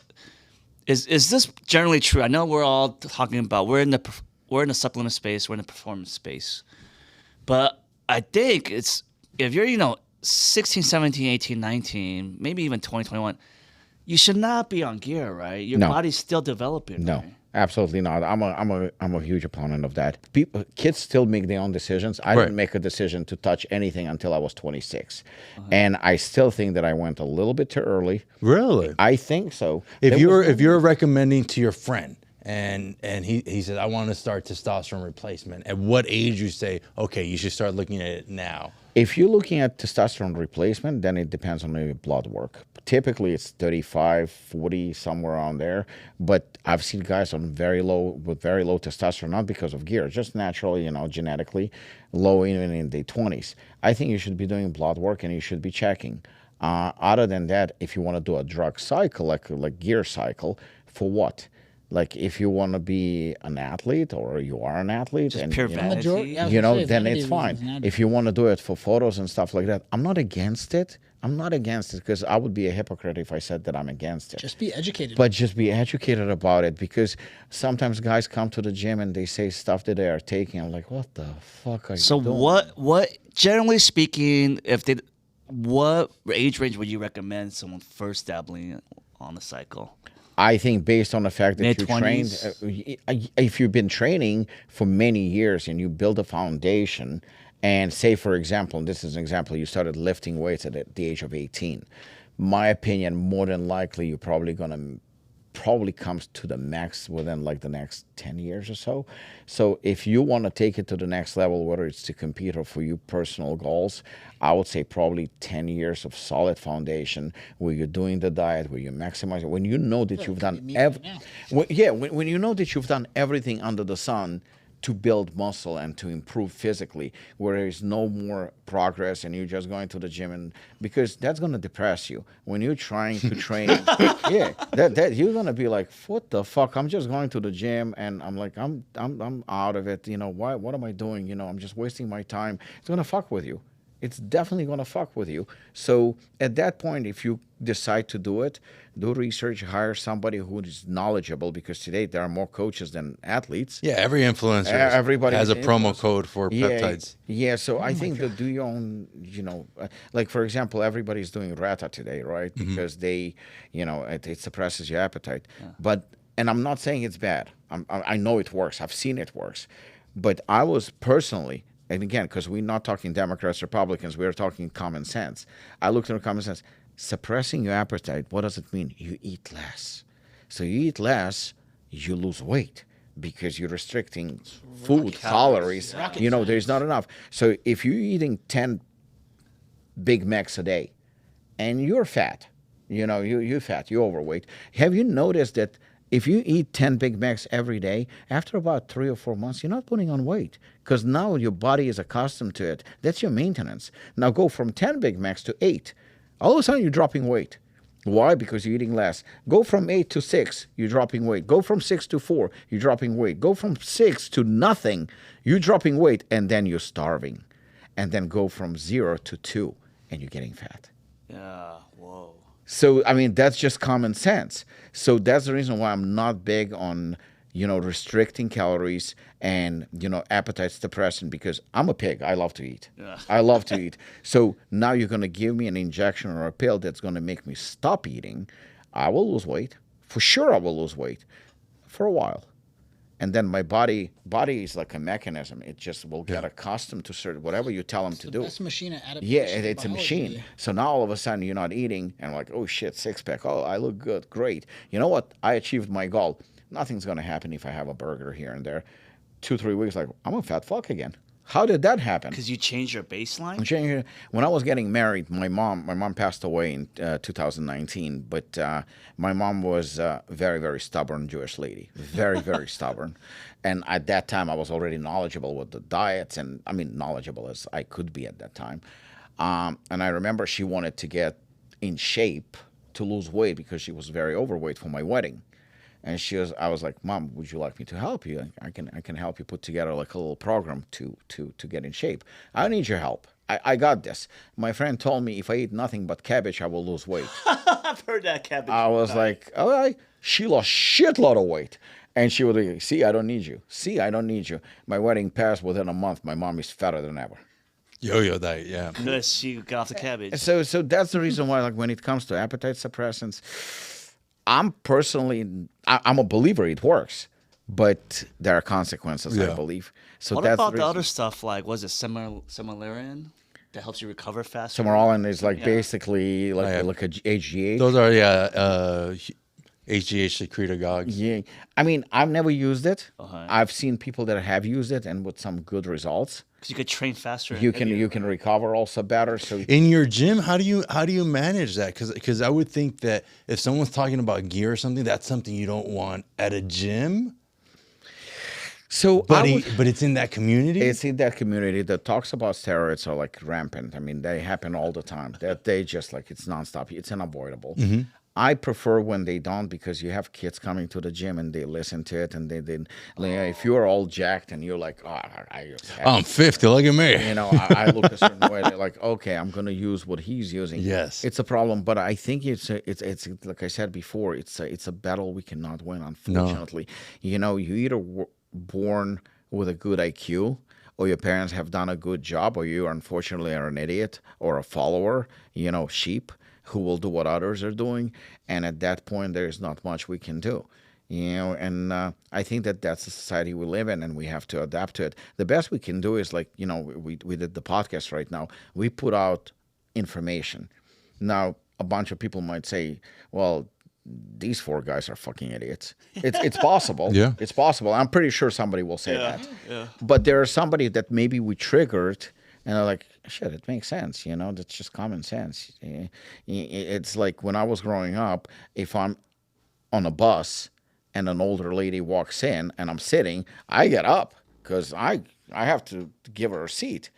Do you see it today? No. It's different. So other than education and pointing out, but in terms of like drugs, I think that it's still the staples. I mean, bodybuilding evolved, like from Larry Scott, the first Mr. Olympia. It kept evolving. After him was Sergio Oliva, and then Schwarzenegger, and then Lee Haney, Zane. Each and every Mr. Olympia was better. They were better, bigger, better, bigger, better, bigger, better. Then we got to Ronnie, and Ronnie was just a fucking freak. Jay had a different package, but let's be honest, he was not Ronnie. I mean, he beat Ronnie Peak Ronnie. When peak Ronnie, he was untouchable. So the only one that was questionable that possibly could have beaten Ronnie at his best was Phil Heath. Those two were the best of the best. Phil Heath hasn't competed in years. What do we see today? We don't see progress, we see regress. We don't see evolution in bodybuilding anymore, even though more peptides are available, more drugs are available. Yet, what the fuck? And just recently I saw somebody was saying, those guys trained harder. Those guys didn't use the word overtraining. Those guys used less gear, but the gear was more, real pharmaceutical brand than getting it from fucking China or Colombia or something or some other country that there is no regulation, or Moldova. I just saw a test on a testosterone that was made in Russia underground. 250 milligram of testosterone tested as 120 milligram of Deca. A completely different drug, completely different set of side effects. You're just dabbling with tests. So you're on Deca, and they're like, oh, hold on a second, I'm on testosterone. I'm supposed to fuck like a porn star, but I cannot get it up. Yeah, because you're using Deca.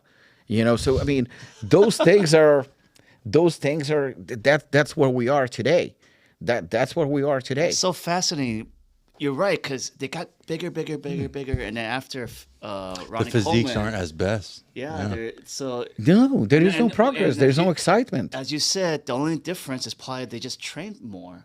I'll see it to the detriment of their health now when you see these guys like Ronnie, unfortunately. No, I think they're trained less, but like you said, more gear. They're using more gear. And God knows, like I actually talked to a bodybuilder. I talked to a bodybuilder from he competed only 15, 20 years ago. And somebody showed me a bottle of, what the fuck was that? Some new steroid, some shit like that. There's like, the Trestolone. And I was like, have you heard about Trestolone? He goes to me, Rob, what the fuck is that? I was like, Trestolone? Apparently it's like a new... Yeah, it's like, he goes to me, sounds like a mix of trenbolone and testosterone. He says, but sounds sketchy and dumb. Die for and GH, No, it's from I Sylvester see, Stallone. like, I've seen typically guys would take GH, 4 IUs, 6 IUs. The very, very elite guys would take like 10 and maybe more. But today you see guys are taking 15, 20 IUs of GH, and some of them haven't even been on stage. Insulin is normal. I had a female athlete. That's nuts. I had a female crazy athlete, to me. a figure athlete. Back when I was still judging, a female figure athlete will take Anavar. Anavar was like the mild drug that every female would take, 10, 20 milligram. Phenomenal results, hardly any side effects. And that was pretty much it. Nothing else, especially for figure. Bodybuilders will take a little bit more. But figure 10, 20 milligram of Anavar, that was staple. We had a figure athlete, I'm not going to say who she is, a professional, comes to the gym, to Apollon, to do a video shoot. Talking to her, she goes to me, can I put my stuff in the fridge? I'm like, She had it with her? uh-huh. I was like, yeah, sure. I thought food. I thought food. I was like, okay.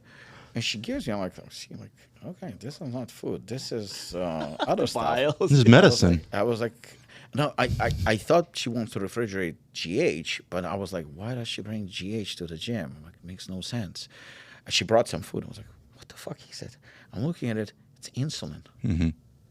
Like, for a figure girl, insulin. That's like the top of the top biggest guys. Not even everyone was taking it, just few guys. She were insulin. I was like, can we talk? I was like, I'm just curious. It's like, what are you on? She was taking testosterone. She was taking trenbolone. She was taking GH. She was taking insulin, Winstrol, and How big was Primabol. her jaw? The jaw was fucked up. Chad. She's The Chad jaw was Chad. fucked up. The voice, I mean, that was deeper than mine, for sure. Can you hold my stuff? Yeah, pretty much like that. But the thing is like, when she was like, when I was next to her, I was wanted to say, look, again, not saying her name, and her bitch. I felt like I was her bitch. Like, Wow. Was she at least getting not the physical results, the results of training out of life? You get what I mean? IFBB Pro has won some competitions, not a lot. Has competed at the Olympia once or twice. Never placed top 10. But does it get you the other part? Like what? When you're dreaming in this world and you look at someone like Arnold, bodybuilding then got him the next level, acting, properties, celebrity. What a lot of people in our space, NPC or bodybuilding, is just like Richard said, a vanity thing where their life doesn't improve. They spend. That's one I don't understand. They're spending $2,000, $3,000, $4,000 on gear every month. That's it. Or go more higher. higher. Go higher. Way higher. Okay, let's say at the highest level is $10,000 Okay. a month, but they're not unless you place like top 3 Mr. Olympia. You don't have enough money to. It almost seems like what you said earlier, like a very dedicated hobby. It is a hobby. Right, like if it was a tax passion, thing, it's a hobby. The IRS would be like, "This isn't your business. This is a hobby." Yeah, if you talk to an average bodybuilder, politics doesn't exist. Wars don't exist. For most part, culture, movies, theater, shows, they don't exist. Opera, soccer, anything like soccer is like #1 sport in the world. None of that exists. It's bodybuilding. I have my macros. I carry my, jug jug of water. of water. My dumbbell in the car. trainer has me on this many calories. We change this, we change that. And when it comes to drug knowledge, like they're scientists. back in the day, they don't know shit. They don't know shit. There are, like, for example, 2 popular steroids, Primobolan and Masteron. So I was talking at the gym to one of the guys, and he was like, yeah, my coach said to me to use Primobolan, but I didn't use Primobolan. I used Masteron. He said, because it's cheaper, and he said it's the same thing. I'm like, no. But it's not. It's 2 completely different drugs. Like, completely different. I said, why is highly anabolic? Primobolan is a highly anabolic drug. I said, Masteron was invented for women to fight cancer, pretty much like an injectable anti-estrogen as a cancer medication. I said, one is heavy on androgen and hardens you up. The other one gives you size consistently, very, very little side effects, and builds muscle. Anabolic, the other one is androgenic. I said, both of them, the only thing that they share in common is the fact that they don't make you retain water. That's about it. But typically for a contest preparation, they would be used together, to complement each other. He goes to me, no, they're exactly the same. I'm like, says who? My coach. Your coach is an idiot. Yeah. Just Google it. Just Google it. The answer is there. Don't listen to me. Google it. It will take you 2 minutes to read the answers. They don't want to, because my coach competed. My coach has done this. My coach has done that. And how much damage does it cost? Or another athlete just told me that he had like severe issues with diuretics. So he was 10 pounds overweight because he's a classic physique and they have to make weight. So he goes like 10 or 20 pounds. He was overweight 1 week out from the show. And the coach goes to him, that's okay. We'll just use diuretic. I'm like, you in shape. If he's going to use diuretics, then the water's going to come from within the muscle. You're going to look flat, and it's dangerous. Mm-hmm. It's really, really, really dangerous. You're already dehydrated. But my coach said, your coach is a moron. I mean, that's the problem. That's the main problem, is that people rely on coaches and gym, the bra science and what they hear at the gym. But nobody wants to do research. It's easier now than ever, too. Well, you have reviewers doing review of the products, right? Yeah. Oh, this product has senactiv, and okay. All you got to do is say what's on there. I said, yeah, exactly. So it has senactiv, great ingredient, phenomenal ingredient, 25 milligram. What the fuck is it gonna do? It's like bare minimum. It's bare minimum. That's not where the magic happens. Label you will dressing. feel maybe something, but it's not enough. And that's the reason why I go and I say, like, okay, you can have the greatest cut of steak, the greatest cut, like, say, for example, I don't know, ribeye, okay? There is a difference between a 10-ounce ribeye and 2. 2 is a fucking appetizer. What the fuck are you going to do? Great fucking meat, great cut, great steak. 1 is a bite. The other one is a steak. Entree, yeah. Yeah, it's an entree. I mean, what the fuck are we doing here? Like, do so as a reviewer, you just got paid shitload of, I mean, maybe not shitload of money. You just got a kickback. Yeah, you just got a kickback. You got like a small check because that's all you do. You will fucking praise anything that is out there. No holds bars. You know, and then like, oh, it has senactiv. Like, fuck that. I mean, there's nothing in it. Yeah. You know, or like this has citrulline. No, it's not citrulline. It's citrulline malate. Huge difference. Not quite the same, but you just said that it's a citrulline. I mean, there's a pure citrulline, there's a citrulline malate, you know, or this one, 10 times more testosterone. Okay, just because it says on a Muscle Tech or whatever product, it has 10 times more testosterone, so 10 times more.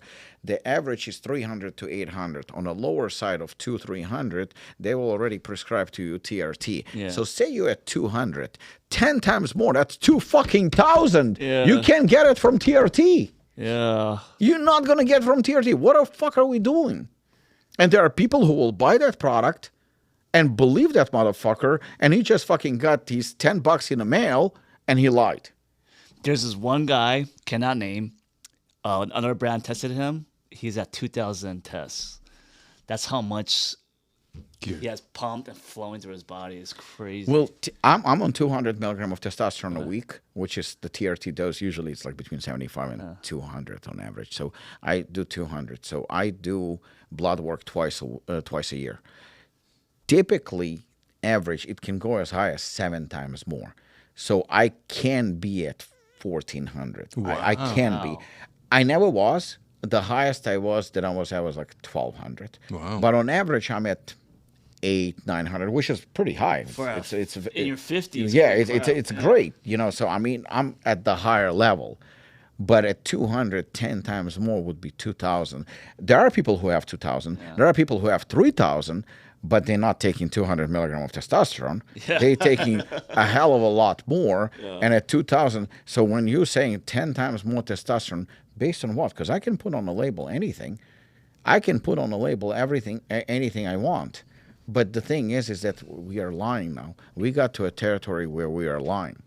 That maybe a placebo effect or something like that. It's just may enhance. 10 times 0 is still 0. Oh no, my favorite was recently at 230% more pump. How do you Why 230? Why not 229? Why not 232? How did you come up with the 230 and based on what? Because again, from astragin, I got actually data. For senactiv, I got actually data. Like every time, I remember even one I don't remember which ingredient, but I was talking to Louise. I think it was maybe Joint IQ, maybe. I don't remember. We just had a human study accepted. Yeah, so I think that was one, when he came to me, I think I was the first one to use it too. I think so, in Unbreakable. He came to me, this is honesty, and if anyone doesn't believe it, they can go fuck themselves because it's the truth. Luis got in touch with me and he said to me, we have this ingredient, it's great. I'm just not ready with paperwork. He says, I'm just not ready with it. I told him, I trust you, I'll use it. I use it before anything because, again, there was trust. There was trust. Trust is built through time. Throughout time, you can build trust, and, we have that kind of relationship. And whenever I need, I just text him. And he replies to me, I'm by far not the biggest customer you have. I know that for a fact. I'm probably among the lower tier. But it's the treatment.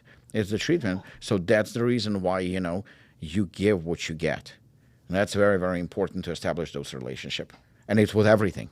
What you put into the universe is what you get back, right? You put crap in there, you're going to get crap back, right? You put negativity, you're going to get negativity back.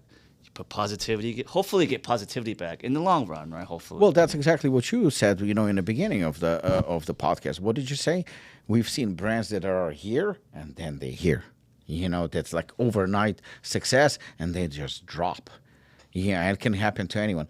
Why do they drop? I mean, can be maybe, the partners had a falling out and it affected the brand. Can happen. Maybe financial miscalculation, that can happen too. But for most part, if the brand is good, it's going to stay. It's going to build that clientele, and maybe you have to sell it to somebody, but it's still going to stay. Yeah, and that's the only way I look at it. I think that you built the brand based on honesty. You're probably not going to make as much money. You probably could be making more money now. You probably, but I think in the long run, I mean, my friend used to say, slow and steady wins the race. And I remember first time I heard it, I was like, sounds pretty stupid. Now I'm like, okay, that makes sense. Dude, I tell my 8-year-old that all the time. Slow and steady wins the race. Like every week without fail. I'm like, slow. You're gonna win eventually. Well, I've been telling So this funny, to bodybuilders. I've been telling this to business people. Every year you should get a little bit better, just a little bit. No The- shortcuts. Because the thing is, if you say, for example, you're a bodybuilder and you look phenomenal today, like phenomenal, and you go into a show and you win. Great, good for you. Next year you should look a little bit better. But next year you might actually lose because there's somebody better than you. But as long as you're better than the year before, that's what counts the most. Every time it has to be a little bit more. And that's it. I think that's the secret to success. 1% better. No, I just said that. You know, Oh, I- said it like every Rapid day. fire, Jarrett. We're I retired. I retired basically from fighting when I knew that it's over. Yeah. When I knew that I cannot do it anymore, I cannot do it at that level. That's where I knew, okay, it's time to walk away. So this is the rapid fire. Actually, one last question on fighting. What is your professional record? Professional in Muay Thai, 8-1. 8-1. Oh, holy crap! What about boxing? No professional, amateur, 17-0. 17 But and 0. as a kid, yeah. All right, Rise. Nick Stella, I think you found your CEO. Back I know. What do you think about that? Oh my god. All right, I did rapid great. fire. Rob, machines or free weights? I'm old. Machines. Okay. Stretching before or after the workout? I'm lazy. I don't stretch as much as I need to, but I think that's you know what? I don't know the answer because when the Russian school of training before, but when I was in Thailand was actually after. Interesting. It probably just depends on how you feel about it. Arm day or leg day? Arms, fuck legs, that hurts. I love leg day. Do you intermittent fasting or do you count your macros? I don't do neither one of them, but I think that I would probably go closer to counting macros. I'm typically just a low carb guy. That's just the way. But put it this way, I'll answer like this: listen to your body. Your body will tell you. We're all different. That's What's the dumbest fitness advice right now? Get a coach. Get a coach. Oh, okay. Wow. all right. Now, opposite of that, what's the smartest fitness advice right now? Listen to your body. Do your research before you do anything. You should know what you're putting in your body. Be educated, and you right? should educate yourself. Don't listen to nobody because everybody has a different theory. What is the most overrated exercise? And on the same topic, what is the most underrated exercise? I think definitely overrated is bench press. I think bench press is not for everyone, and I don't think that it's needed, to be honest. Not for bodybuilding. For powerlifting, you kind of have to. Overrated, I'm going to say what Dorian Yates said to me, squats. Wait, underrated or squats? Overrated squats. Overrated. Wow. Wait, what what about was the underrated? Bench press. No. You meant the opposite? The opposite. No. So both of them, I think, overrated. But in terms of underrated, I would say proper way of doing cardio. Can you elaborate? Well, I mean, the thing is that you notice how bodybuilders say they do cardio when they walk on a treadmill? That's not cardio. That's Low walking on a intensity. treadmill. It has That's nothing the to do one, with one, it. two. But if you do proper cardio, when I was in Thailand, they developed a system of doing cardio where they had phenomenal real cardio, and they would do it 30 minutes. But the way they would do 30 minutes is actually 1 minute. Is it you Tabata on or an whatever? airline bike, like going like your life depends on it, like literally, and they watching you. You can drop below a certain level, and then 1 minute you get off. You can do anything you want for 1 minute. You can do slow push-ups. You can work a little bit on the bag. Just punch the back a little bit. active You can do recovery. like slow jumping jacks. 1 minute back on a bike. So that's you go back and forth.